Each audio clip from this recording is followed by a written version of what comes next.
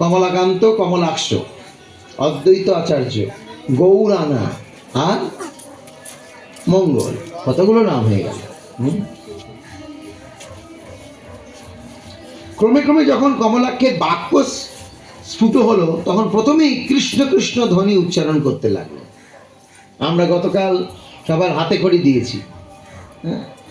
ছোটবেলায় যখন পুরোহিত মশাই হাতে খড়ি দেয়, তখন বাচ্চাকে দিয়ে কি বলে, লেখো অ, লেখো আ, এ, বি, এইসব লেখায়। আমরা কি লেখাই? আমরা লেখাই ছোট বাচ্চাকে হরে কৃষ্ণ। যদিও হাতে খড়িরও এখন চেঞ্জ হয়ে গিয়েছে। 5 বছরের আগে হাতে খড়ি হয় না। এখন বাচ্চাগুলো বেঁকে যাচ্ছে, তার কারণ কি?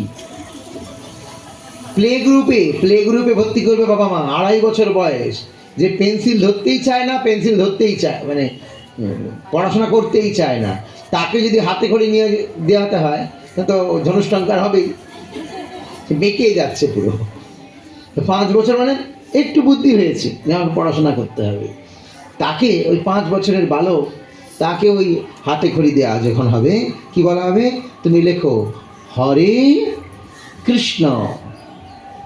প্রথমে লিখছে হ, হ দিয়ে কি লিখবে, মানে তাকে চিন্তা করাতে হবে। তুমি লিখছো হ, হতে হরি।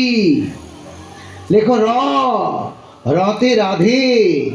তারপরে ক, কতে কৃষ্ণ। এইভাবে প্রতিটা অক্ষরে অক্ষরে। বৃন্দাবনে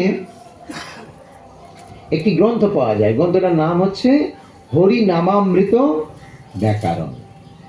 হরি নামামৃত ব্যাকরণে প্রতিটা অ্যালফাবেট, মানে স্বরবর্ণ ব্যঞ্জনবর্ণ যা আছে, সমস্ত স্বরবর্ণ ব্যঞ্জনবর্ণে কৃষ্ণের নাম যুক্ত আছে। কৃষ্ণের নাম যুক্ত করে করে পড়ানো হচ্ছে। আমি তোমাদের পড়াই, একে জোরে বলবে বাচ্চারা, একে জোরে বলো, তাহলে কি চন্দ্র হবে? একে কৃষ্ণচন্দ্র বলো, একে, হ্যাঁ। দুয়ে, বাবা বড়রাও বলুন তাহলে, দুয়ে, ঠিক বলেছো তোমরা, দুয়ে পক্ষ বলনি, পক্ষ বলেছো, খুব পাকা।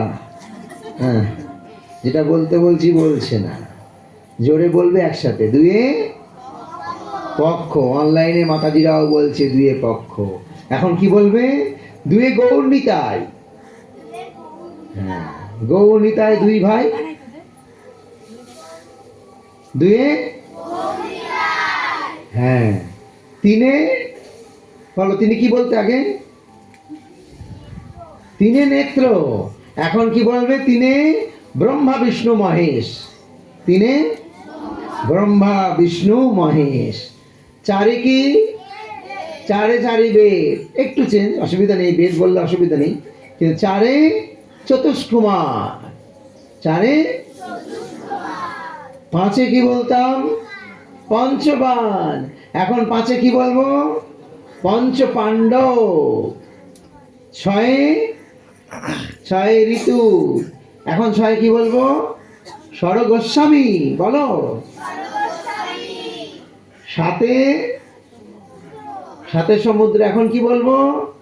সাতে সপ্ত ঋষি। আটে অষ্টআশি। কেন কবিতা বলে দিল। আটে অষ্ট বসু। এখন কি বলবো? আটে অষ্ট গোপী।